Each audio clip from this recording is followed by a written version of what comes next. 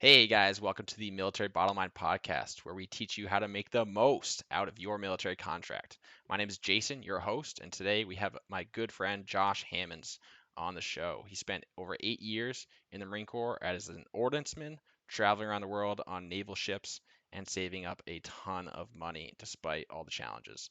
So I think he's got a lot of good insight and wisdom to share from his experience, and I hope you guys enjoy the show. Hey Josh, man, how you doing? What's going on, man? How you doing? Doing all right. Glad to have you here. Thanks for Yeah, thanks for hanging out. yeah. Thanks for letting me come on here. It's pretty cool. Yeah, man. Hey, so I know you've been you just got out of the Marine Corps, Yeah, not December. December, so that's 5 months now. Yes. Awesome. So definitely want to hear about kind of how you went from being in college and making that decision to drop out and actually enlist in the Marine Corps, and kind of work our way through your career. Yeah, that was kind of like a spur of the moment thing. So when I was in college, I did 2 years for criminal justice, and paused for a little bit from school just because I got burnt out because I went in right at high school. So I was going to college in the morning, back to high school during afternoon, then back to college at night. So after I finished my 2 years, I kind of just took a pause and then tried to enroll into the police academy, which I got accepted into. And as I was going through the whole application process, that's when Obama became president, cut state fundings in half, and they let everyone go. No So, kidding. I already quit my job at the time because I was devoting all my time and effort into PTing, studying, focusing on the police academy so I can, obviously outperform everyone. Because I was 20 at the time. I still wasn't able to go because I wasn't 21, and that's the minimum age. Interesting. So for handgun laws, obviously. So while I was quitting my job, it just so happened that, we all got called into a room and they got rid of everybody through the application process that wasn't already BLET certified. So all the transfers from out of state, out of county, out of city that were coming there. No kidding. So I had no idea that was actually the yeah, initiator on why you that signed up. was that was the initiator. And Huh. I was there in downtown Durham, North Carolina, and yeah, like I was just like shocked. Like I can't go back to my jobs. I was working two jobs prior to that. I was working as a grocery store manager, assistant manager, and Yep. then doing landscaping on the side. And yeah, I just was suit and tie, and I was just like, dang, What now? all right, what now? And I've always done the military, and as you know, my little brother Joe, he was in. Yep. He joined a year before you. You joined a year after, and I was actually like a year after you, Yeah. unplanned. And I knew where the recruiting station was just because I picked him up there once. So got in my car, drove to the recruiting station, and I walked in, and they knew exactly who I was. They're like, "You're Hammonds' brother." You all And I look was like, alike. me and Joe especially, yeah, for Yeah. sure. You pop in a picture. No, just kidding. But yeah, and what was it? I left when I was 21, so probably about like 6 to 8 months in the debt, and then there I was in Paris Island where I saw you a year before that. Yep. Yep. So yeah, Seriously. DEP being delayed entry program is kind of like yeah, the yeah, waiting pool. yeah, for Um, sure. yeah, that's wild. I actually didn't know that. So then you basically just walked in there and said, "Yo, sign me up. Like, Yeah, I want to go now." They didn't even have to give you the sales pitch. no, because like obviously like military, it was something I wanted to do something along that line. Just I never really put much thought into it, and I think I'm it was better that it happened that way because I didn't actually think about it. I was like, well, he's in the Marines. Military is like a really good, from what he's been saying, he's been enjoying it. It's pretty cool atmosphere, pretty cool family, like tight knit. And I was like, yeah, let's just do it. And I walked in there. I passed every other recruiting station. I couldn't go anywhere else. I Yeah. can't be something else. Yeah, dude, your brother joins the Marine Corps. You can't Yeah, like. like I didn't even look. I didn't even look Yeah. at anyone. So I literally walked right past because they're in the back as always, and I just walked straight through. And yeah, went and took my ASVAB. They pushed me to the front of the line because I had college done, and I was a little bit older than everyone, you know. And yeah, there I was in Paris Island at Nice. the end of 2011. Yeah. That's awesome. So then, I mean, you were trying to be a cop, and based on the circumstances, that didn't really work out. It's like, what were you trying to? What was your hope of what you wanted to get out of the military? Was there anything specific, or you just like, let's just, this is No, because when I joined, I initially joined for it only to be a foreign done. okay. Go there, get the experience, say I did it, not really necessarily planning on doing a whole 20 and getting out. That never crossed my mind. When I walked in those doors, I knew I was for and done. Like one enlistment, getting out, and I'm going to use the college to finish my degree and then maybe go somewhere else with that. Yeah. And obviously 4 years later, that's not how it worked out. Because how long did you total stay in? Maybe just got out like 10 uh, years. I did 8 years and a few months because Okay. between my two enlistments, I was kind of like in limbo. So I had a 6-month local extension because paperwork was caught up in Quantico. There wasn't enough boat spaces. I had to go on boards Yeah. just to be able to re-enlist. So I was actually like, I think it was like two. So it was almost 8 years, 3 months, if you want to get like super specific with it. Okay. Yeah. So then I guess, you didn't have like some kind of like super like patriotic or, this big I drawn mean, out plan. Yeah. obviously. But it was, you had a more logical and practical reason for joining. Yeah, it was more of long-term setting myself up because I knew that, they would pay for college. I Yeah. would get a good experience out of it, for a good cause. I wasn't just doing it solely on just like trying to one up, but some people, are in that position where they Yeah. have to like either live the rough life or join the military to try to like just better themselves. And I was kind of like in between both. I was really looking forward to like advance myself as a person, as a career in my future, more or less was the whole purpose behind joining. Yeah. Yeah, it just seemed like the best route to where I didn't have to wait. Because one thing I didn't mention earlier is like in North Carolina, if you get dropped from a state government job at Hmm. any point for any reason, whether it be like medical, personal, or whatever, you get put on a 6-month probation to where No you kidding. can't even reapply for a simple city job as an Wow. employee, like being like a grounds person. You Wow. get put on a 6-month, basically probation period to where you can't even put in an application. Hmm. So if I was still wanting to stick with the whole police department in the state of North Carolina, anywhere, top to bottom, city, county, or state, I was gonna have to wait 6 months to even apply to see if I was even eligible to be accepted. And if I got accepted, then I had to start the process all over again. Gotcha. And the reason that really kind of deterred me from that route was because people that were graduating my first year of college, we were in the same classes. The people that were graduating were still there applying 2 years later. They still hadn't even made it. Yeah. So Yeah. when I went there to apply for my first time as a 20-year-old, there was a handful of guys that I recognized from my first semester in college Wow. that were still trying two So years later. it seemed like the logical step to kind of, get some momentum and move forward for sure. Yeah, I don't like being stagnant by any means. Yeah. So I'm the type of person, if there's something that needs to get done, I like to do it. I don't like things hanging over my head. Yeah. So So then why, I mean, do you feel like you had the same reasons for your initial joining as you did for your re-enlistment or? absolutely not. Absolutely not.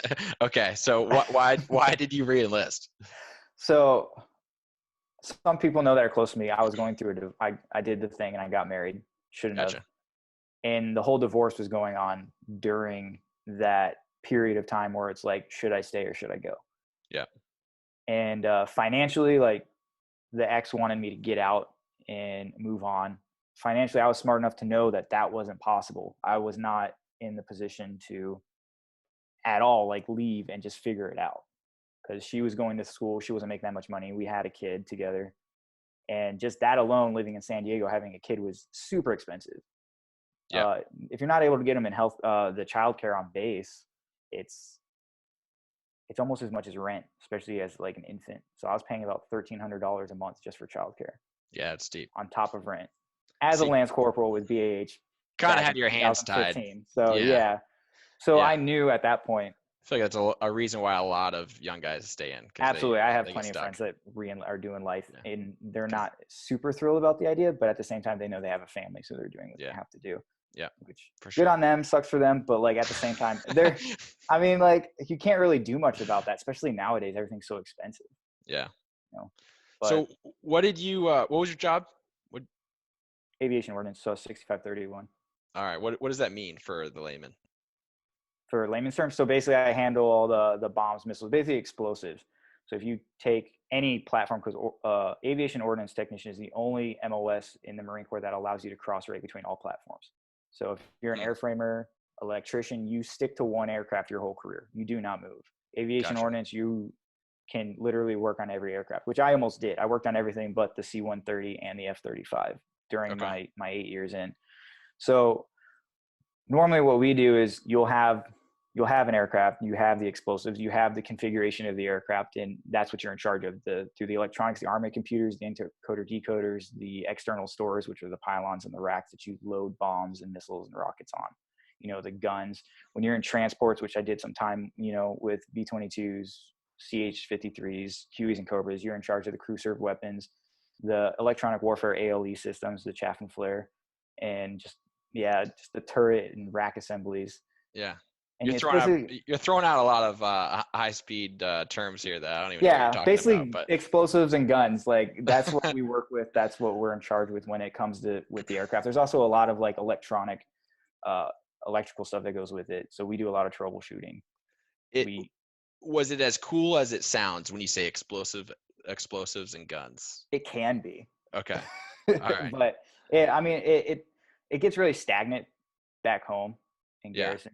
Yeah, just because it's really repetitive. Because pilots need their X's, aircrew need their quals. Yeah. So then they need to keep up with their flight hours. Prime time of being an ordnance guy is on boat and on deployments kind of thing. Yeah, absolutely. I mean, deployments are absolutely purposeless without us because nothing goes boom without us. Yeah. So, that's kind of what we're there for. Yeah. Yeah. So that's a huge part of it. Like deployment and exercises that we do. Like that's when things change and it speeds up. But it's also you get to see a lot of the effects and benefits of your job, just of what you're actually there to do. So what kind of deployments were you able to do? So my first deployments were MEU. So I was on the 31st MEU.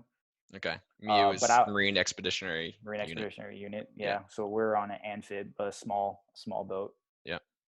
So on that boat, they actually hold quite a bit of aircraft. So that's when I was deployed with Harriers, the vertical lift jet. Cool. CH-53s, which are the big heavy lift aircraft, and then V-22s, which are the tilt rotors. Mm-hmm. And that's who I was attached to. But as I said before, Ordnance, when we can cross platform. So when the MEU goes composite, which basically means all the other squadrons that are participating in that deployment come together at a home unit, which is normally here it's in Miramar at the Osprey squadrons on the Mag 16 side. Yep. And they'll come there and we become one big shop. But everybody else, every other MOS still stays on their individual platforms. Gotcha. And they don't cross. We just become one big family. And that's basically how we get to work on other aircraft. Cool. But yeah, and that's when things start getting slung around and dropping bombs and missiles and all that stuff. So a MEU, you're living on a boat, so you're going all over the world, right? Correct. Yeah, like for where I was, we started from here, Hawaii. Here being San Diego. All the way over.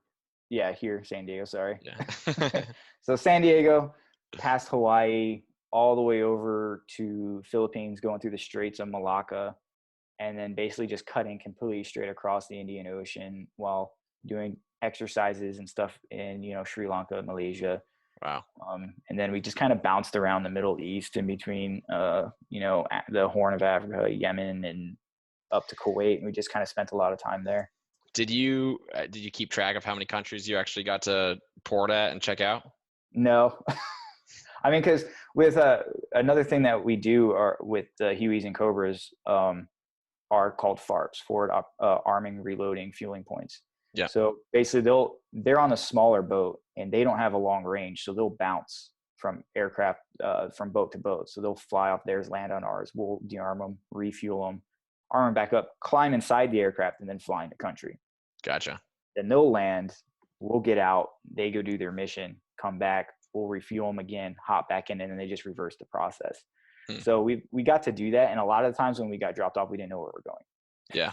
So gotcha. they didn't really tell us. You're not exactly bringing your tiki shirts and you're ready to party. No. It's actually miserable because you get dropped off there. You're just sitting there and you don't know when they're coming back. Like you don't know. Like, Gotcha. You know as good as I do or anyone that's in the military. You don't know everything, and no one feels the need to tell you, especially when you're E5 below. Yeah. Like no one cares. No one cares. Just do your job. Oh man. Yeah. Okay. Cool. Yeah. I mean, did these MUs like provide good opportunities for you? I mean, obviously I mean, you're having fun because it's real world stuff, but so boat life's terrible. okay. I don't believe anyone that says it's great.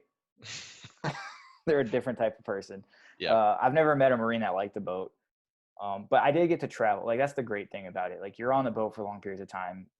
If anyone who's ever been on the boat, they know that it's not ideal living conditions. You're in a tall, like, tiny little area where you have 12 guys sleeping in a space that's not even 3 foot wide and 12 feet. But while you're living that life, you're like, man, this sucks. But in hindsight, Yeah. when you look back to it, I mean, those are some of the best memories Best of time my of my time. life. Best time of my life. Yeah, Yeah. for sure. Like, every country we went to, we had a great time. Yeah. Boats normally come out with their own rules where E5s and above can go off and stay out in hotels. So me and my group of guys were all, of rank and eligible to stay out in town. So every country we went to, we got a hotel.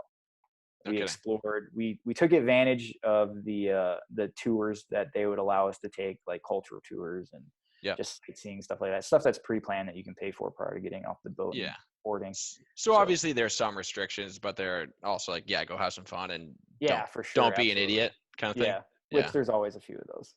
Naturally. Yeah. Yeah, naturally. Yeah. But yeah, no. In hindsight, like, still to this day, I'm like best friends with the guys that I deployed with. We don't work together anymore, but we're literally best friends. Yeah. Being that close for that long, because it took about the expeditionary unit takes about 13 months of your life in the air wing. It's hefty. So we go composite where all the other squadrons come and we form one big squadron, and basically that's 6 months of workup where we do exercises, one in Arizona in Yuma, and then three times on the boat prior to deploying. And we're working constant 12 on 12 off. Yeah. So, and that's for 6 months, and then we'll go on pre-deployment leave, and then we're on the boat for 7. Yeah. And we're doing 7 days a week, 12 on 12 off. Yeah. I mean, so that kind of rotation is not really conducive to having a family. I mean, like, it can be done, obviously. There's a lot of people that do it, but I mean, did you have your wife and kid at that while going on? No. The whole divorce thing ended because that all happened fairly quickly. I re-enlisted as the divorce was starting, and Gotcha. then took about a year process. And then as soon as I was finally divorced is when my re-enlistment and everything came through, and I got orders to the Rotary, to where that's when we started that whole thing. So no, I didn't have a family, but yeah, like all that was kind of fresh for me. Yeah, for sure. But yeah, communication's hard. So being a family man on the boat, like, it's rough on them for sure. Yeah. So. So I mean, so you definitely had some good times. I mean, you did re-enlist, which means something was good about it, even if it was to fulfill your obligation to family. But in the grand scheme of things, after 8 years and change, how do you feel like it kind of set yourself up for the future, whether it be financially or through experience? Well, you can come out of the other end with nothing, and I've seen it done, because people are very frugal with their money. They're spending it on things that they don't need.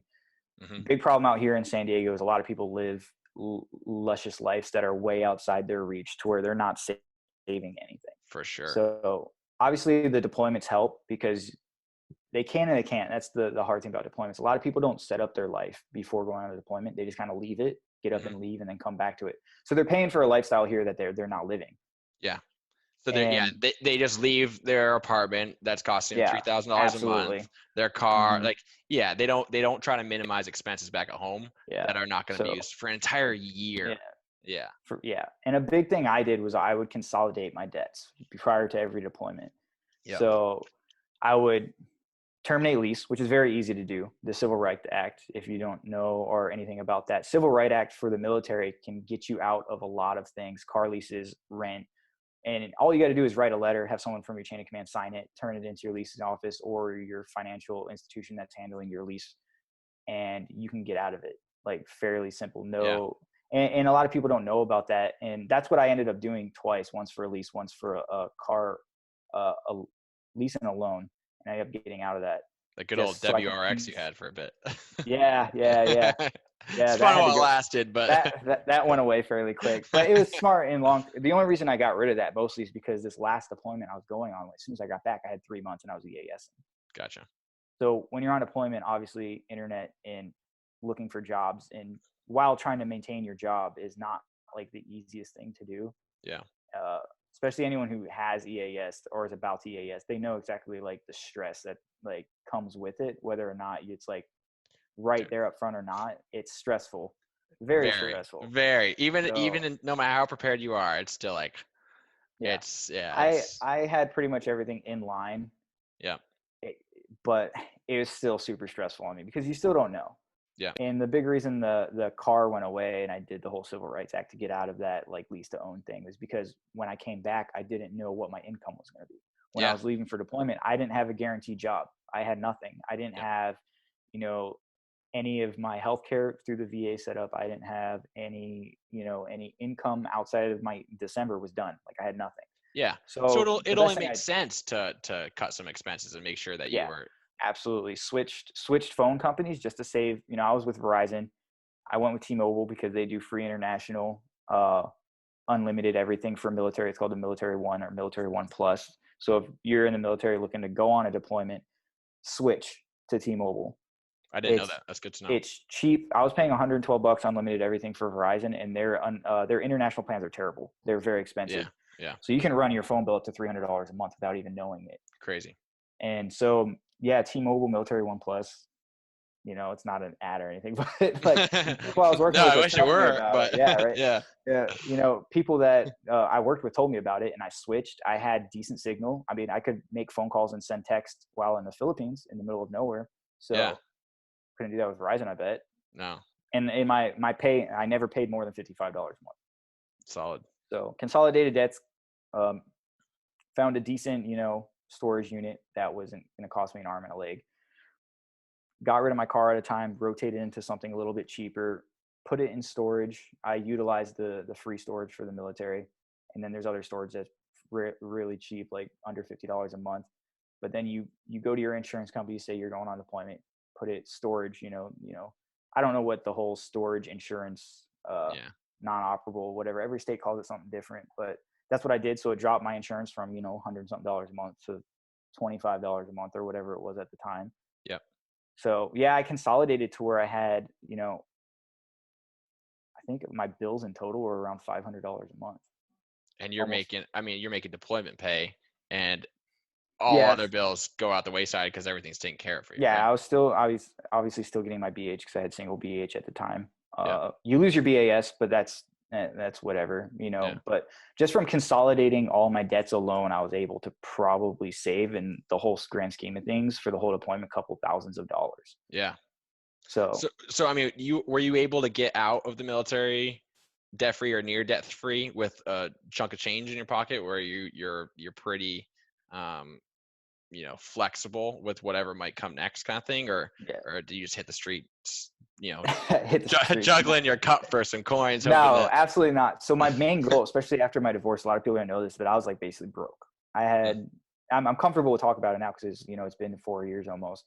I had $4,000 to my name, tons of debt because I inherited all her debt.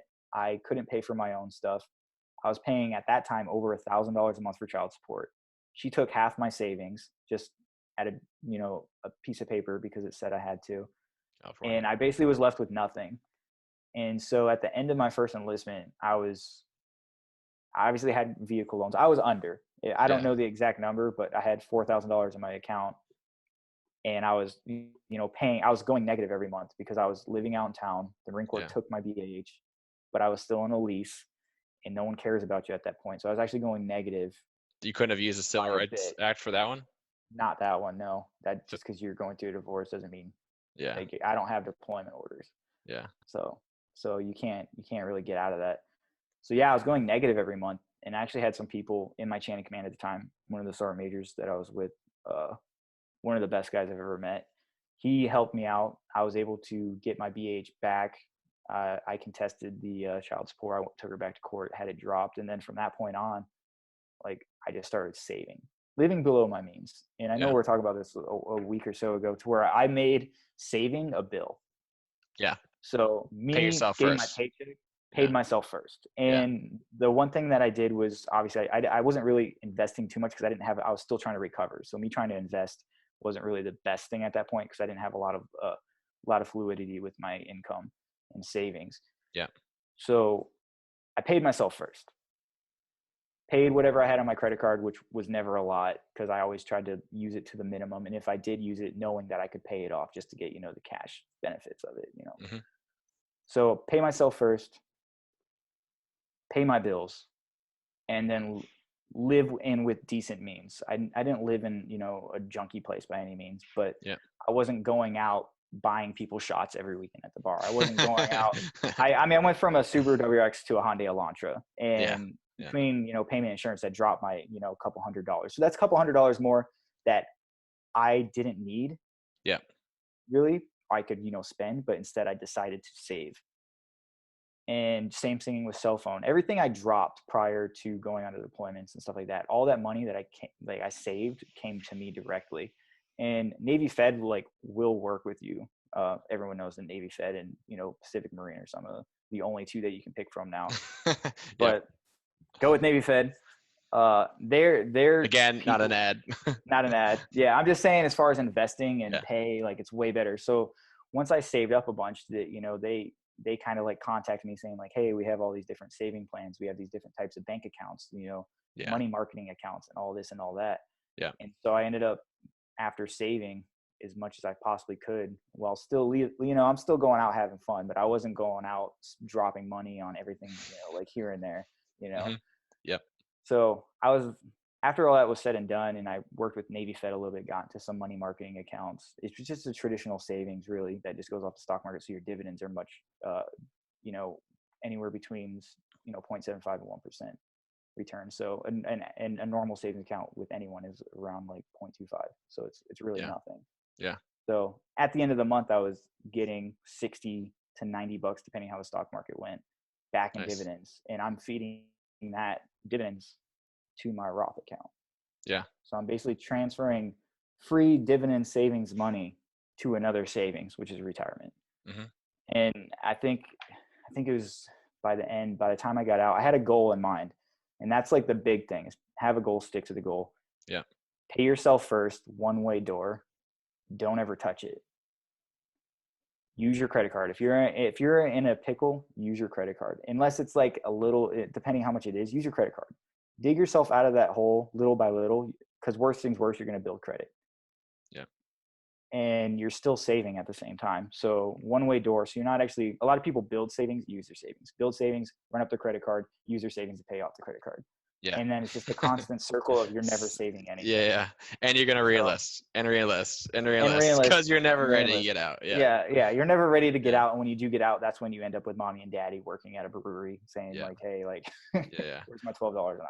Yeah. Or yeah, panhandling or something like Yeah. it. So Yeah. It's just the opportunity to build a solid foundation through even just one military yeah, enlistment is unbelievable, and unfortunately it's missed by many. So that's why I yeah, want to try for to sure. So get the word yeah, out, save that money. say there's a song Quit about buying a it too. Mustang as a PFC. Yeah, I'm okay with my Hyundai Elantra. Okay. Yeah, yeah. But But yeah, one-way door. That's the biggest thing is make it a one-way door. Write yourself a budget. Don't get on an app. The thing that worked for me is I got pen, paper, yeah. wrote it down, looked at all my bills, looked at my paychecks, net paychecks. Not, for us, it doesn't really matter because we see it like that anyway, but get your pay. And then from there, just write down everything that you deduct every month, everything, down to your iTunes, however much it is now, 10 to $13 a month, everything, Hmm. down to the cent. Yep. Write it out and then see what you have. Then you divide that by two. And Navy Your Fed is really paychecks. good with you as far as for your paychecks. Yeah, Yeah. divide that by two so you get your first and the 15. Yeah. Then you see how much you have. Then obviously, if you're on meal card, eat at the chow hall. Dude. It's that. Dude.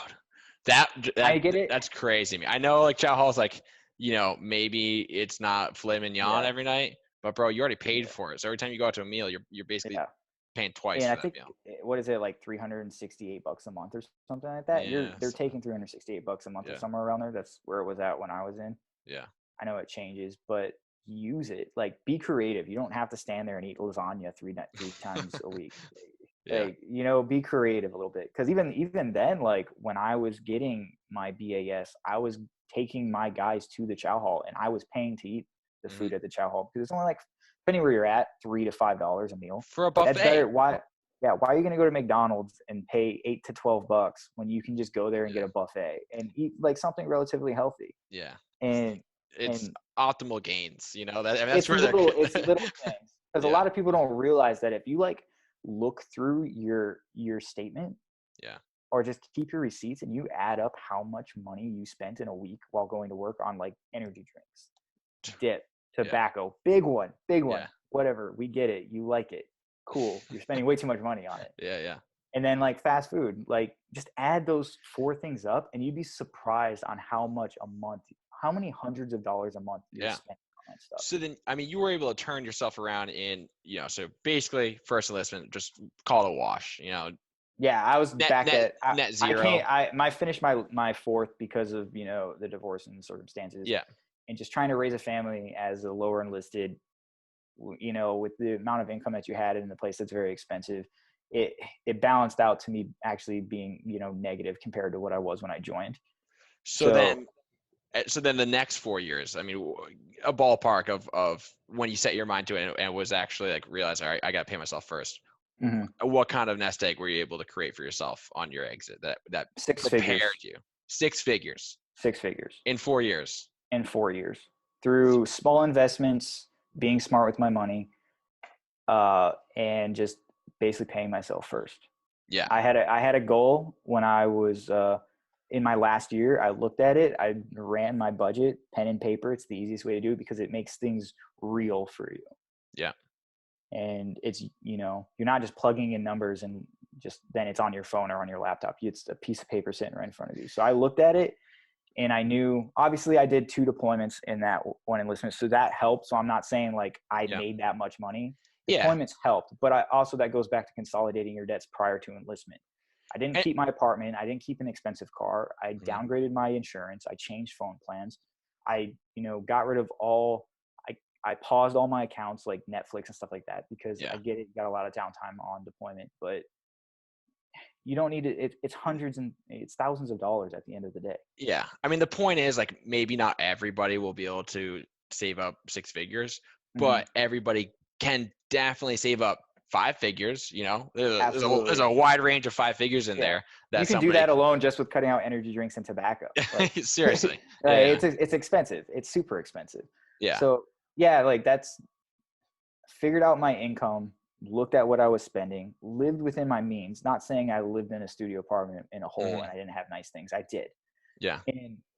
But I wasn't going out dropping hundreds of dollars every week to go to the bars. I You wasn't were you were conscious of your spending, which very I think conscious. is the biggest Yeah. part of it, is that most people just spend whimsically. Yeah, because So they'll just go through swiping their card like it's nothing because they have money in the account. It was the yeah. first, and now it's the 12th, and you look at your bank account, and you're almost in your line of credit, which I've seen. I've had Marines underneath me that never. They're like, "Hey, I don't understand. My paycheck was $400. Yeah. Just yeah. Let me see your account. You guess because you went to your $500 line of credit. That's where your Crazy. check went. They take that first, and then you get your money. That's the way the world works. We need to figure this out." Yeah. And I was able, passing on that advice. I've seen it work. A guy did 4 years, got out, and now he's doing decent. He's back home working. I helped him, save enough and get out of his line of credit, pay off his credit card to where he was able to afford a car, get a decent, rate through Navy Fed, and be able to EAS with somewhat of a cushion, more than what he would have had if, I turned my back to him and didn't, recognize the problem. Yeah. But like, it's that simple because he did it in less than a year. Yeah.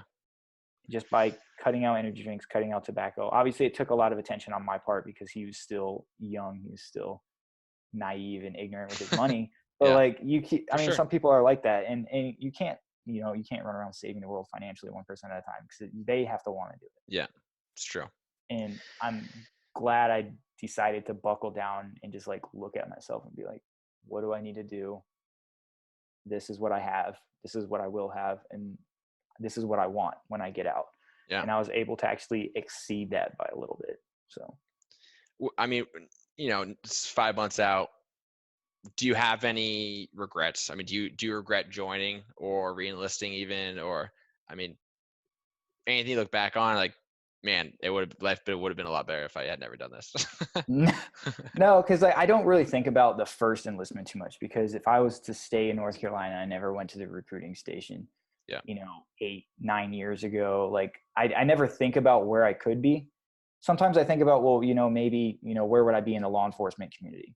How far along would I be? Would it have been worth it? But the thing is like, I didn't know where that would have put me, how long it would have took, and where I would be now. So I try not to like reflect too much on that.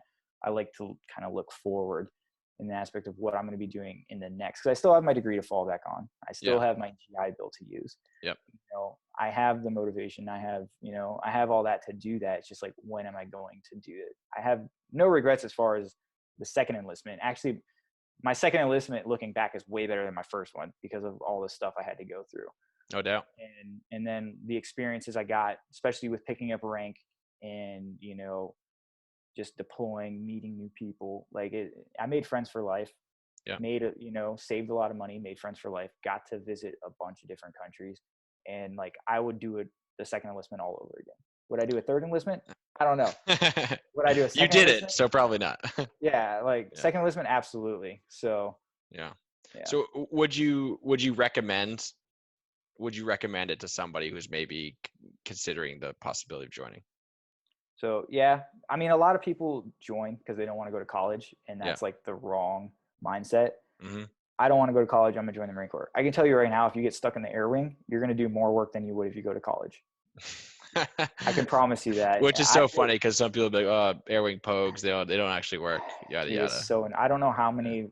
Schooling takes forever. Everything you do in the air wing, every qualification, every piece of equipment, every next step you take, Yeah. and I'm not really going to get into all the different levels of qualification for all the different MOSs, but they're only adding more to it. So you got to take tests, you got to do practicals, you got to do oral review boards, and I'm even having to do that now in the civilian world. I'd say the only major difference and benefit between, oh, I'm not going to go to college, I'm going to join the Marine Corps, is that yes, you could go to college and you could pay a ton of money and get into debt. Mm-hmm. Whereas in the Marine Corps, you're going to go to school and learn all these things, but you're going to get paid to do it and get that on the job experience. So, and obviously you can go to school while you're in the Marine Corps, and there are people that do it. Not a lot of jobs allow that, just because the attentiveness you need to be. Mine did, but didn't really, just because of the momentum and the people. And it would have been tough. Yeah. The better you get at your job, the more you get used. And that's like, it's funny, but it's the truth. Like, yeah. And I did see people that I worked with going to school, but I also did see how much that took away from their work life and affected their personal life at the same time. But, you have people that work in admin and stuff like that. Like, by all means, if you want to join the Marine Corps to go to school and then get out having 4 years experience with a degree, do it. Seriously. If you pick a job, there's nothing wrong with saying, I want to be a cook, or I want to be admin in some form of fashion, or logistics, to where you're able to go to work, sit in a cubicle, do your job, do some schoolwork, finish your schoolwork, and then get out with a 4-year degree and a 4-year enlistment. Do it. I'm not going to fucking knock you. Yeah, no. I mean, and the only people that are going to knock you are just mad that they weren't that smart in their decision making. I'm guilty of doing that too. Yeah, yeah. We all are. Admin's going to school again, and then I look back and I'm like, he's getting out with a degree. Yeah. And I'm not. So seriously. No, looking back on it, it's all like fun and games. I'm better than you. It's all one-upping everyone. But realistically, like, that's what they came in to do. Yeah. Whether or not they came in with an undesignated, MOS when they joined. Yeah. Now they're admin, and now they have a degree, and it's like, good for them. Now they're a step above everybody else. It's true. So I mean, to sum up, the bottom line, as I'm going to call it here, is that one, through your military experience, pay yourself first. Would you agree with that? Absolutely. Yeah. That's like, I tell everyone that first. Make saving a bill, and make it your most expensive bill. I like it. 2, some of the worst experiences that you might actually be in at the time will serve as some of your best memories. Would you agree with that? Absolutely. Anyone who's been through boot camp, I still, like, 9 years ago. Oh, yeah, man. Still think, that we all like, oh my God, he's talking about boot camp again. But honestly, it's like some of the funniest things that you've ever seen in your life. But probably the best 3 months of my life. I mean, it was terrible. It was great. Terrible. But it's. But I'd do it all again tomorrow. I don't know about boot camp, but yeah, for sure. Yeah, I'd still do it. But number 3, do we have number 3? I don't know. Do you? I don't want to say like don't get married as a young Marine, but No. it can backfire. Prioritize. Yeah. Don't wait. That's the biggest thing. Do not wait.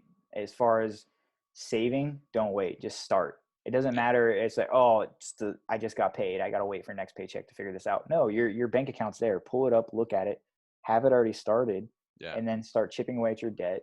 Make an effort to watch Consolidate. it Yeah. grow every paycheck. I have it on my phone, and it's very easy with the Navy Fed app. You can send a notification. So anytime my card or a transaction, anytime money leaves my account, I get a text message and an email. That sounds really annoying, actually, but I like it. If you're spending money every 5 minutes, yeah, Yeah.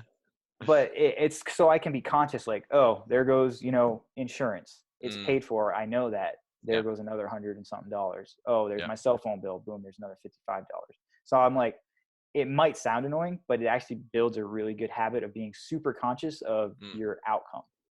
I like it. So I like it. yeah, it's Awesome. something I actually just started a year ago, and it's actually helping me out, like being super conscious. Because like you might be like, oh, I want this, ding, that was my car payment. Never mind, and then you holster your credit card. Yeah. Or it's like, So oh, if you break it down, I make $20 an hour, and I'm gonna go out to dinner. It's yeah, like, dang, is it really worth spending an hour at work for this yeah, crappy meal? No, it's no. Because not. honestly, most of the time you spend $20 for a meal, it's not worth it. No, it's true. It's Because you're gotta be gonna like come home 4 hours later and eat a PB and J anyway.